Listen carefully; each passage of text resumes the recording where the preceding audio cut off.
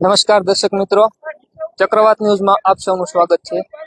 છેલ્લા 48 કલાક કરતા વધારે સમયથી સમગ્ર વાંકાનેર પંથકમાં ધોધમાર વરસાદ નોંધાયો છે.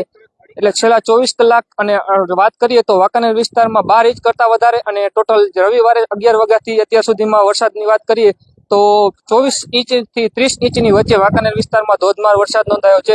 જેના કારણે વાંકાનેર પંથકના તમામ નદી નાળા ઓવરફ્લો થઈ ગયા છે. અને આપણે આજે પહોંચ્યા છીએ વાંકાનેરથી મિતાણા મેઇન રોડ ઉપર તીથવા ગામના બોર્ડ પાસે, જ્યાં આસોઈ નદી પસાર થાય છે. તેના ધોધમાર વરસાદના કારણે અહીંનો આ કોઝવે બ્રિજ છે, તમે જોઈ રહ્યા છો, તૂટી ગયો છે. જેના કારણે વાહન વ્યવહાર સંપૂર્ણપણે ઠપ થયો છે.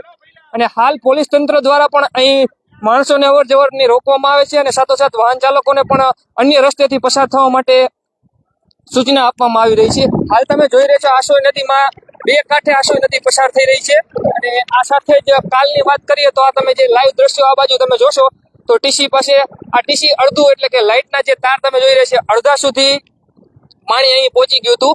હાલ આ નદીમાં પાણીના ઉતારના કારણે આ પુલ દેખાઈ રહ્યો છે, પરંતુ વધારે પડતા વરસાદ અને પાણીના મારાના કારણે તમે કોઝવે જોઈ રહ્યા છો કે તૂટી ગયો છે. અને હાલ સંપૂર્ણપણે અહીંથી વાહન વ્યવહાર બંધ કરી દેવામાં આવ્યો છે. વાંકાનેર મિતાણા મેઇન રોડ છે, એટલે બહોળી સંખ્યામાં અહીંથી હજારોની સંખ્યામાં ડેલી વાહનો પસાર થતા હોય છે. પણ અત્યારે આ કોઝવે બંધ થવાથી વાહન ચાલકોને પણ ભારે હાલાકીનો સામનો કરી રહ્યા છે. આવી જ પોઝિશન સમગ્ર વાંકાનેર તાલુકાની તમે જોશો કે ઠેર ઠેર દરેક ગામમાં નદી નાળા ઓવરફ્લો થવાના કારણે મોટા ભાગના રસ્તાઓ બંધ થયા છે. ઘણી બધી લોકોને, નાના માણસોથી લઈને મોટા દરેક વ્યક્તિને નાની મોટી ઘણી નુકસાની પહોંચેલ છે. આવી પોઝિશનમાં લોકોને તંત્ર દ્વારા અપીલ કરવામાં આવી છે કે જરૂર વગર ઘરની બહાર ન નીકળો, અને જરૂર હોય તો ગમે તે રસ્તાની પહેલા તપાસ કરો કે રસ્તો ખુલ્લો છે. અને નદી નાળા આવા જતા હોય તો એમાં મહેરબાની કરીને કોઈ પણ વ્યક્તિએ વાહનો પસાર ન કરવા. તમે આ જોઈ રહ્યા છો, આપણી સાથે સ્થાનિક લોકો પણ છે અને પોલીસ તંત્ર દ્વારા પણ હાલ આ પુલને બંધ કરવામાં આવ્યો છે. પણ અહીંયા પહોંચ્યા છે અને લોકોને અહીંથી અવર જવર ન કરવા, અને પુલ પર જોખમી હોય એટલે જ્યાં સુધી પાણી ઉતરીને જાય ને તંત્ર દ્વારા પુલને ફરી રિનોવેટ અથવા રિપેર કરીને નવો ન બનાવવામાં ત્યાં સુધી અહીંથી વાહન ચાલકોનો માટે પણ સ્થગિત કરવામાં આવેલ છે. હાલ તમે જોઈ રહ્યા છો સંપૂર્ણપણે આ રોડ પર વાહન વ્યવહાર બંધ છે.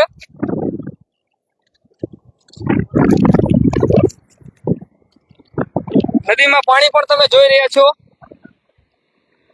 હાલ વરસાદ થોડા સમય માટે ઉભો રહેવાના, સ્થગિત થવાના કારણે આ નદીમાં પાણી કોઝવેથી નીચે ઉતરેલ છે. બાકી આ કોઝવે ઉપર સ્થાનિક લોકોના જણાવ્યા મુજબ 8 થી 10 ફૂટ જેટલું આ કોઝવેની ઉપરથી પાણી પસાર થતું હતું, જેના કારણે આ કોઝવે સંપૂર્ણ તૂટી ગયેલ છે.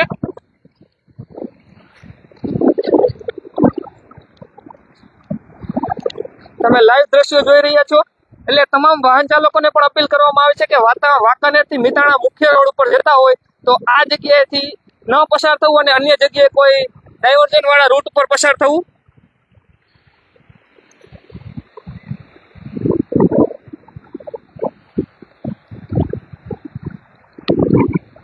હાલ તમે જે આ નદીમાં, આસોઈ નદીમાં પાણી જોઈ રહ્યા છો, ઘોડાપુરની સ્થિતિ સર્જાયેલ છે.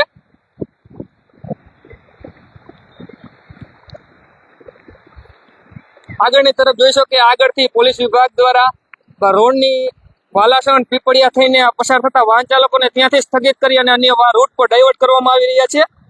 આ કોઝવેની સ્થિતિ તમે જોઈ રહ્યા છો. ભારે વરસાદના કારણે સંપૂર્ણપણે આ કોઝવે ડેમેજ થયેલ છે.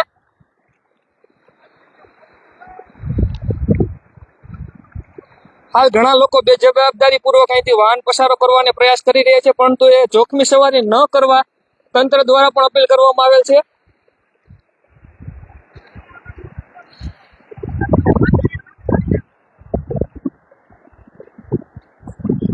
આ છે વાંકાનેરથી મિતાણા તરફ જતો મુખ્ય રોડ નો કોઝવે બ્રિજ,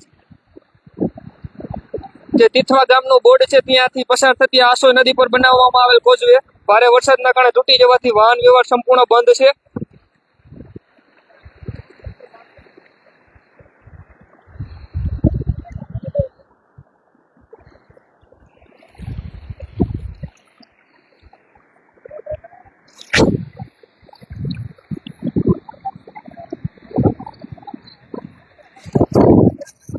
તમે સ્થિતિ જોઈ રહ્યા છો, કોઝવે સંપૂર્ણપણે તૂટી જવાથી વાહન વ્યવહારને બંધ કરવામાં આવેલ છે.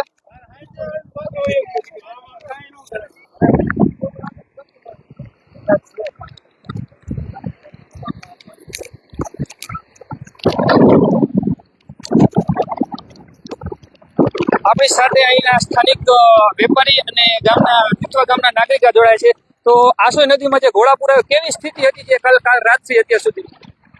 કાલ 4 થી 5 વાગ્યા પછીની આ પુલ ઉપર પાણીની પ્રવાહ ચાલુ થયો. ઓછામાં ઓછો 3 થી 4 ફૂટ. પછી રાત્રે વરસાદ વધારે હતો એટલે 8 થી 10 ફૂટ પાણી આ પુલ ઉપર હતું. એટલે ટૂંકમાં 8 થી 10 ફૂટ આ પાડો પુલ ઉપરથી પાણી જતું તેના કારણે કોઝવે તૂટેલ છે. અંદાજે કેટલા વાગ્યાની આસપાસ આ કોઝવે તૂટેલ હશે?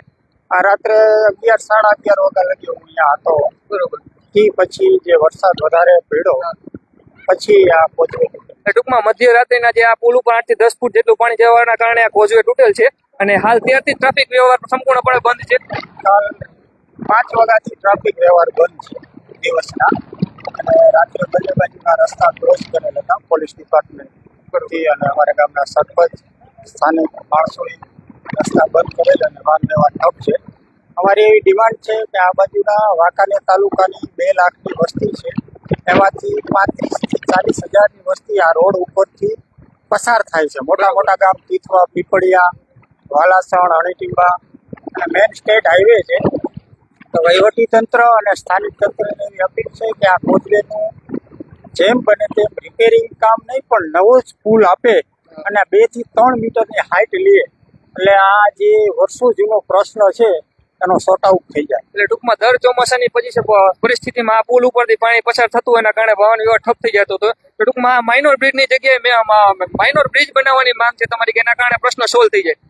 મેજર બ્રિજ આપે અમને જે 85 નદી ઉપર જે બ્રિજ આપ્યો છે આયોજન પંચમાં 3-3.5 કરોડ રૂપિયા લઈ એવો આ બાજુ અમને બ્રિજ આપે એવી માંગ છે. અને આ સ્ટેટ હાઈવે છે અને જે તે ટાઈમે આ પહેલી વખત નથી, દર ચોમાસામાં સ્કૂલના છોકરાઓની બસો, વાહન વ્યવહાર, પછી જે ઇમરજન્સી હોય મેડિકલ ઇમરજન્સી એ પણ કોઈ રાજકોટ કે કોઈ પણ જગ્યાએ તીથવાની પીપળિયાની કોઈ વ્યક્તિ ત્યાં જઈ શકતી નથી.